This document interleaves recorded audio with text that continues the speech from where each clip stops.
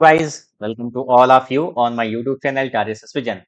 हम पढ़ रहे हैं glossary of literary terms by M H. Abrams and Geoffrey Galt Harpham. इसी क्लास में हमने पढ़ा है एम्बिग्युइटी जैसे टर्म्स को, जहां पर हमने देखा कि किस तरीके से एक ही वर्ड का इस्तेमाल करके दो या दो से ज्यादा मीनिंग्स को वहां पर ऑथर पोर्ट्रे करता है। मल्टीपल मीनिंग या प्लुरलाइजेशन जो है, जो की टर्म्स हैं, वो इसी से ही जुड़े हुए हैं। आज की हमारी वीडियो में हम पढ़ने चल रहे हैं जो सबसे पहला टर्म है वो है हमारा एंटी हीरो। जी हाँ, अभी तक हम सिर्फ हीरो के बारे में जानते हैं और उसी को ही ग्लोरीफाई करते आते थे। इसको मैं आपको बताने से पहले ये बताना चाहता हूं कि जब मोरालिटी प्लेस का दौर शुरू हुआ, मोरालिटी प्लेस का जो दौर शुरू होता है, तो वहां पर एवरी मैन नाम का एक क्या होता था, प्ले परफॉर्म किया जाता था। क्या है? एवरी मैन का एक मोरालिटी प्ले परफॉर्म किया जाता था, जो कि ऑल टाइम हिट प्ले माना जाता था। क्या होता था? ये ऑल टाइम हिट प्ले होता था। लेकिन फिर क्या हुआ? अच्छा, इसलिए इसको रखा जाता था क्योंकि सोसाइटी उस समय माना जाता था कि अच्छी है और वहां पर बुराई का नाम नहीं है। एवरी मैन को इस तरीके से पोर्ट्रे किया गया। लेकिन मॉडर्न टाइम में, आज के आधुनिक दौर में क्या होता है कि मॉडर्न एवरीमैन किसको कहा गया? रॉबिन्सन क्रूजो को कहा गया। इसको कहा जाता है रॉबिन्सन क्रूजो को, जो कि क्या है? पिकरस नॉवेल का हीरो है, रॉबिन्सन क्रूजो को। तो क्यों ऐसी सर्कमस्टेंसेस आई जिनकी वजह से हीरो की जगह पर एंटी हीरो को डिपिक्ट करना पड़ा? तो उसका जो सबसे बड़ा कारण है वो ये है कि सोसाइटी ही क्या होती है? इमोरल हो जाती है। पहले के जो वॉरियर्स थे वो अगर लड़ते थे तो अपने से पीछे, ठीक है, अगर कोई सेना भाग रही है तो वो उस पर हमला नहीं करते थे। लेकिन आज का दौर चेंज हो गया, बदल गया। अब ऐसा कुछ भी नहीं होता था। अब बाई हुक और बाई क्रुक क्या होता था कि ठीक है, एक बंदे को दूसरे पर जीत हासिल करनी होती थी और वो चाहे जैसे करे। तो इसलिए यहां पर हीरो को क्या किया गया? उसको भी, जब सोसाइटी इमोरल हो गई है तो उसको भी इमोरल बनना पड़ेगा। आप देखेंगे रामायणा में क्या होता है कि श्री राम जो हैं वो हमेशा जो एथिकल वैल्यूज हैं, मोरल जो वैल्यूज हैं, उसके दम पर विजय पाने की कोशिश कर रहे हैं। लेकिन यहाँ पर महाभारत में आप देखेंगे कि जो है बुराई का कुछ अलग ही लेवल है। इसलिए यहाँ पर क्या होता है? साम दाम दंड दंड भेद, जो कि मैकियावेलियन थ्योरी है कि क्या होता है? साम दाम दंड भेद, किसी भी तरीके से हम क्या करेंगे? हम चीजों को अपने फेवर में ले आएंगे। उस लिए ऐसे कॉन्सेप्ट्स को लाना जरूरी पड़ा। एंटी हीरो का कॉन्सेप्ट आया। और अगर आपने मूवी देखी हो पायरेट्स ऑफ द कैरेबियन, नाम सुना होगा शायद आपने, ये वर्ल्ड की सबसे कमाई की जाने वाली जो मूवीज हैं उसमें से एक है पायरेट्स ऑफ द कैरेबियन। और जैक स्पैरो, समझ रहे हैं, जॉनी डिप का जो किरदार है, तो जैक स्पैरो से बड़ा मेरे ख्याल से कोई एंटी हीरो आज के जमाने में नहीं है। समझ रहे हैं? वो जो है, लड़की उससे कहती है कि मैं तुम्हारे बच्चे की माँ बनने वाली हूँ। तो जैक कहता है कि ऐसा कोई वाकया मुझे याद नहीं है। और लड़की कहती है कि तुम नशे में थे। तो जैक कहता है नशे मुझे ज्यादा याद रहता है। ऐसे ऐसे डायलॉग्स का। एक लड़की उसे थप्पड़ मारती है कि तुम उसका बोर्ड चुरा ले गए। ठीक है, वो उसका बोर्ड चुरा ले गया था। तो कहता है मैं बोर्ड चुराया नहीं था, मैंने बिना पूछे उधार लिया था। समझे? तो ऐसे जो वर्ड्स को बोले तो वो जाहिर सी बात है जैक स्पैरो हो सकते हैं। वो मेरे फेवरेट हीरोज में से भी हालांकि एक है। तो आइए चलते हैं, टाइम को जो है वेस्ट ना करते हुए अपने कॉन्सेप्ट पर। देखिए, the chief person in a modern novel और प्ले। ठीक है, चीफ पर्सन मीन्स आप वही समझिए, प्रोटैगनिस्ट को ही। इन अ मॉडर्न नॉवेल और प्ले, आज के जो आधुनिक नॉवेल, उपन्यास या नाटक है उसमें से, हुज कैरेक्टर, जिसका जो कैरेक्टर है, इज वाइडली कैसा है? डिस्क्रिपेंट है। डिस्क्रिपेंट का मतलब क्या है? भिन्न है। आप समझ लीजिए क्या है वो? भिन्न है, अलग है। किससे? From that of the traditional protagonist, जो एक पारंपरिक हमारे पास प्रोटैगनिस्ट हुआ करता था उससे। वो क्या? बिल्कुल डिफरेंट है। और हीरो, या तो हीरो से of a serious literary work, किसी गंभीर साहित्यिक रचना की। समझ रहे हैं? जैसे क्या है कि जो भी सीरियस वर्क्स हैं उनके जो प्रोटैगनिस्ट हैं, हीरो जो हैं, उनसे ये बंदा क्या होता था? बिल्कुल डिफरेंट होता है, जिसे हम एंटी हीरो कहते हैं। इंस्टेड ऑफ, अब देखिए किसके बजाय? मैनिफेस्टिंग। मैनिफेस्टिंग मतलब क्या? पोर्ट्रे करने की, दिखाने की। क्या समझ रहे हैं? दिखाने की लार्जनेस से, दिल का बड़ापन, डिग्निटी सम्मान, पावर शक्ति, समझ रहे हैं, या हीरोइज्म बहादुरीपना। द इसके बदले क्या है, द एंटी हीरो इज पेटी। समझ रहे हैं, जो एंटी हीरो कैसा है, वो पेटी है, तुच्छ है, उसका कोई मोरल कैरेक्टर है ही नहीं। समझ रहे हैं, क्या है, वो तुच्छ है, इग्नोमिनियस है वो। इग्नोमिनियस का मतलब क्या है, वो बेशरम है। कैसा है, बेशरम है, पैसिव है, निष्क्रिय है। क्लोनिस मतलब मजाकिया है, ठीक है, ह्यूमरस है, और कैसा, डिसऑनेस्ट, बेईमान भी है। Honesty is out of question when starving is the case. किसका है, किसकी लाइन है, बताइएगा। The use of non heroic protagonists, ठीक है, किसका, नॉन हेरोइक प्रोटैगोनिस्ट का जो इस्तेमाल किया गया, अकर्स शुरू होता है, कहां पर घटित होता है, as early as the picaresque novel. समझ रहे हैं, कहां से, पिकरस नॉवेल से शुरुआत होती। कल मैंने आप लोगों से सवाल पूछा था और आप लोगों ने जवाब नहीं दिया था।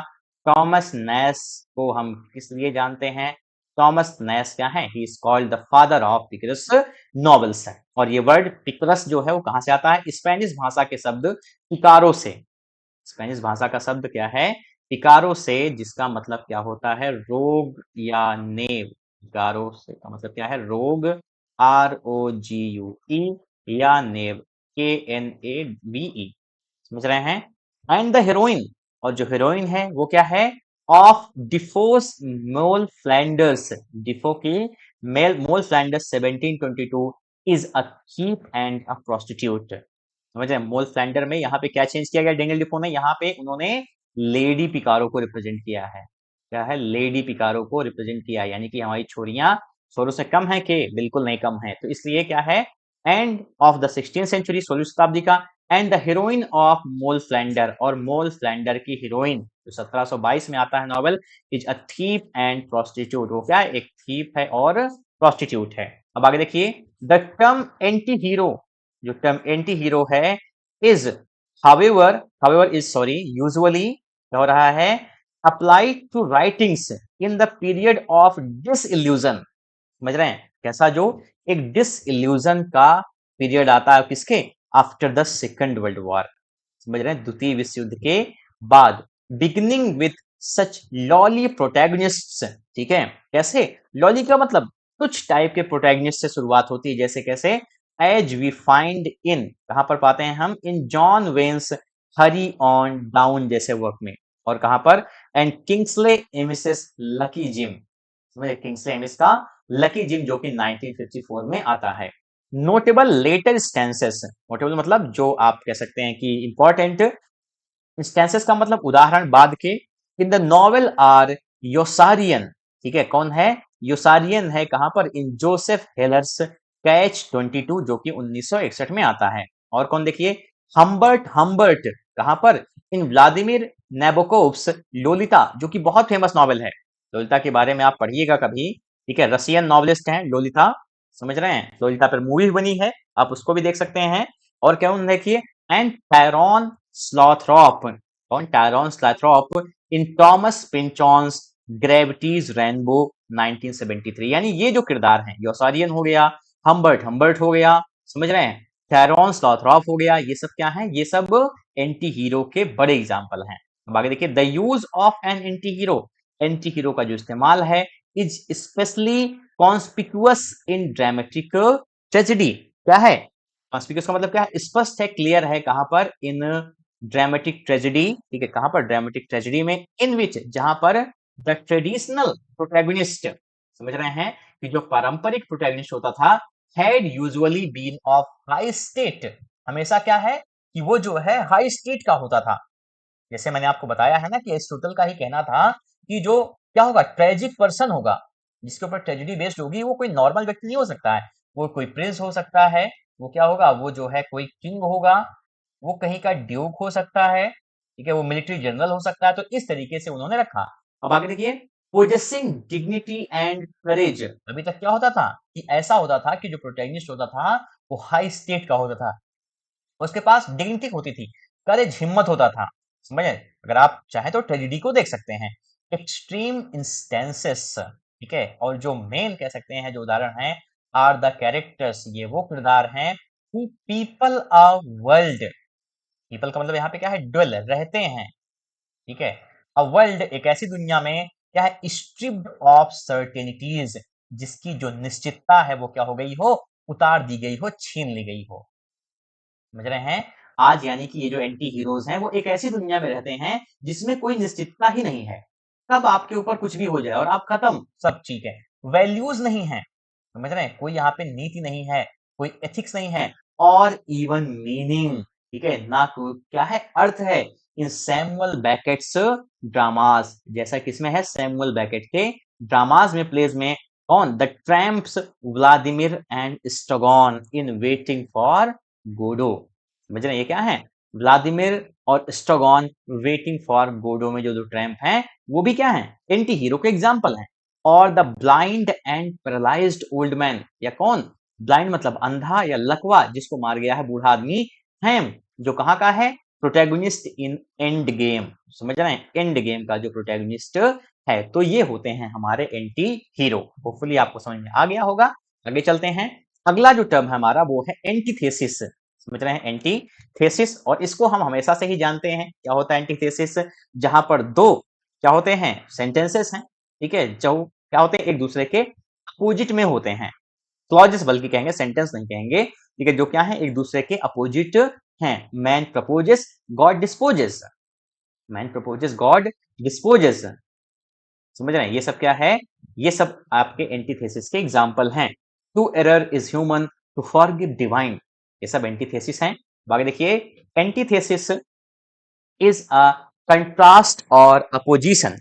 समझ रहे हैं क्या है, वो क्या है, कंट्रास्ट, एक विपरीत है, एक विरोधाभास है, एक जो विपरीत है, क्या, इन द मीनिंग्स ऑफ, समझ रहे हैं किसमें, in the meanings of contiguous phrases, in the, कैसे, कंटिजुअस का मतलब क्या है, टचिंग, कंटिजुअस का मतलब क्या होगा, टचिंग, टचिंग का मतलब छूती हुई, छूती का मतलब क्या है, नजदीक, ठीक है, नियर, करीब जो है, ठीक है, क्या है, जो करीब की फ्रेजेस या क्लॉजेस में, यानी दोनों की मीनिंग क्या होगी, वो एक दूसरे से कंट्रास्ट रहती है।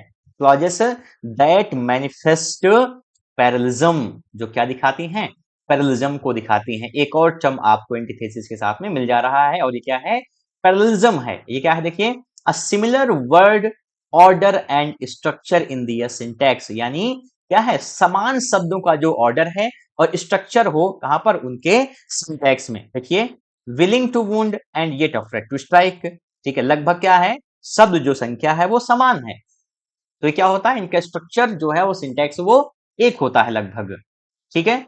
ये क्या होता है, ये इसको हम बोलते हैं पैरेललिज्म, यानी समांतर पे चीजें चल रही हैं। To err is human, to forgive divine, दोनों क्या है, समांतर हैं, ठीक है। Willing to wound and yet afraid to strike, लगभग क्या है, समांतर हैं। अब आगे देखिए, एन एग्जाम्पल इज, एक उदाहरण है, कहां से, अलेक्जेंडर पोप के डिस्क्रिप्शन से, कहां पर, एटिकस में, एटिकस का, कहां पर, एपिसल टू डॉक्टर अर्बथनॉट, इसको आप एपिसल पढ़ेंगे, एपिस्टल नहीं पढ़ेंगे। एपिसल का मतलब क्या है, लेटर, यानी ये जो पोएम्स थी वो वर्स फॉर्म की थी, वो लेटर के फॉर्म में थी, ठीक है। ये पोएम्स जो थी, ये जो लेटर्स थे वो वर्स फॉर्म में थे। और एटिकस किसको वहां पे बोला गया है, जोसेफ एडिसन को, समझ रहे हैं, जोसेफ एडिसन को वहां पर एटिकस कह करके पोप ने क्रिटिसाइज किया है। अब आगे देखिए, विलिंग टू वुंड, कहाँ की लाइन है, यही की, एपिसल टू डॉक्टर अर्बथनॉट से, ठीक है, willing to wound and yet afraid to strike, समझ रहे हैं।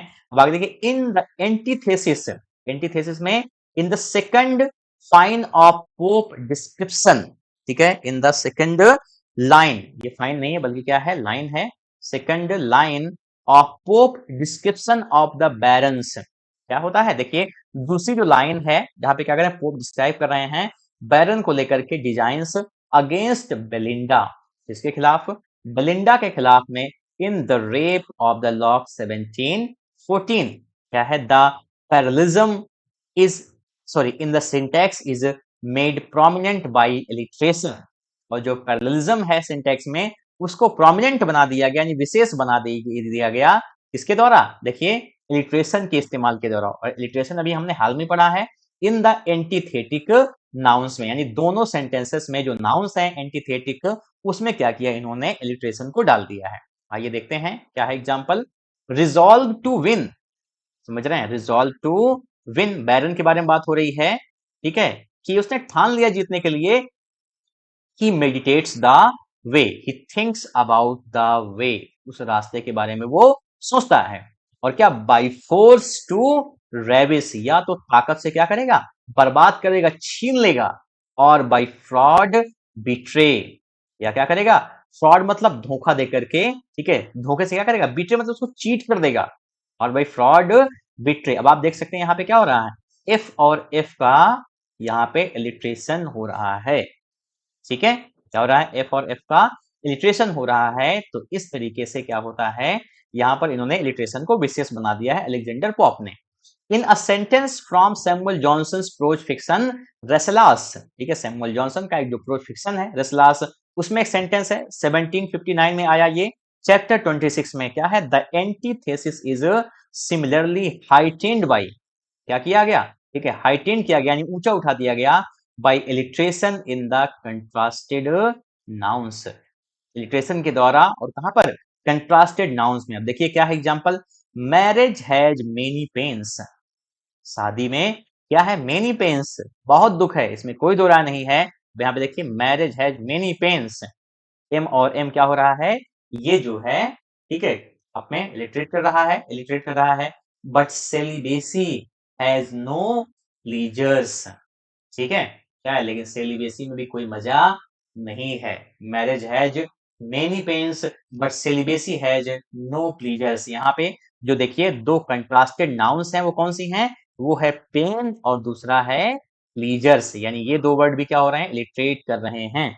Marriage has many pains but celibacy has no pleasures, ये क्या हुआ, ये वर्ड एक दूसरे से क्या कर रहे हैं, इलिटरेट कर रहे हैं, और इसी का एग्जाम्पल यहाँ पे दिया गया है, ठीक है। अब अगला जो टर्म है हमारा वो है आर्केइज्म, ठीक है। आर्कियोलॉजी हम जानते हैं क्या है, जब आप पुरानी ओल्ड चीजों के बारे में पढ़ाई करते हैं, स्टडी करते हैं, समझ रहे हैं, पुरातत्ववेत्ता जो होते हैं आर्कियोलॉजिस्ट, उसी से ही जुड़े हुए हैं। हम पढ़ते हैं आर बी दयाराम साहनी के बारे में, ठीक है, मोहनजोदड़ो की जिन्होंने खोज की, ठीक है, इसी तरीके से कई नाम हैं, मुझे याद नहीं आ रहे हैं अभी। आगे देखिए, आर्केइज्म है क्या, the literary use of words, ठीक है, literary use of words and expressions, और किसका, एक्सप्रेशंस का, दैट हैव बिकम ऑब्सोलीट, जो क्या है, ऑब्सोलीट का मतलब अब नॉट इन यूज,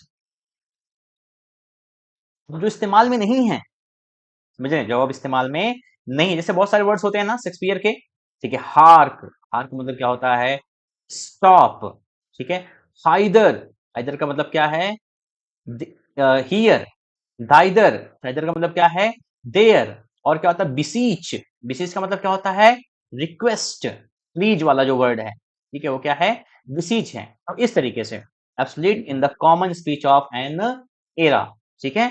देखिए Spenser in the Faerie Queene, Spenser जो है वो कहां पर, फेरी क्वीन में, जो 1590 टू 96 में आया, डेलिबरेटली एम्प्लॉयड आर्केइज्म, उसने जानबूझ करके क्या किया, एम्प्लॉय यानी जो है लगाया, ठीक है, पोर्ट्रे किया आर्केइज्म को, मेनी ऑफ देम, और उसमें से ज्यादातर जो थे, कई सारे, डिराइव्ड मतलब लिए गए थे फ्रॉम चौसर्स मेडिएवल इंग्लिश, चौसर की मेडिएवल इंग्लिश से, समझ रहे हैं। और क्यों करते हैं लोग इसको, in order to achieve a poetic style, ताकि वो क्या करें, पोएटिक स्टाइल को अचीव कर सकें, appropriate to his revival of the medieval chivalric romance, इसमें, ताकि वो जो मेडिएवल यानी मध्य जो है युगी युग में जो क्या था, सिवेलरिक रोमांस था, उसको वो रिवाइव कर सके, इसलिए वो क्या कर रहे हैं, वो उन सारे वर्ड्स को ले रहे हैं। सिवेलरिक रोमांस क्या होता है मैं आपको बाद में बताऊंगा जब हम सी पर आएंगे, ठीक है।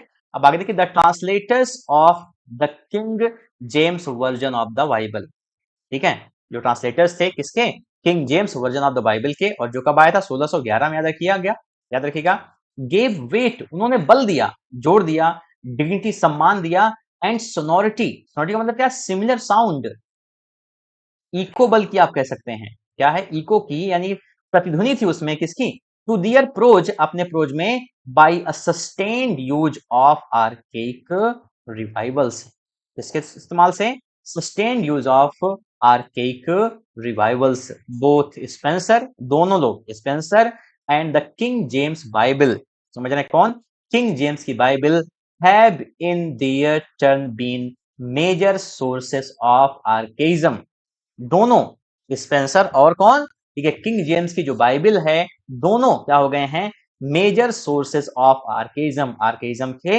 मेजर का मतलब बड़े सोर्स हैं फॉर मिल्टन, किसके लिए? मिल्टन के लिए, एंड मेनी लेटर ऑथर्स, और कई सारे ऐसे लेखक जो बाद में आते हैं। यानी मिल्टन का, ठीक है, जो सबसे बड़ा सोर्स है आर्केइक वर्ड्स का, वो क्या है? वो है स्पेंसर की फेयरी क्वीन या किंग जेम्स की बाइबल। अब आगे देखिए, व्हेन कीट्स, जब कीट्स ने क्या किया?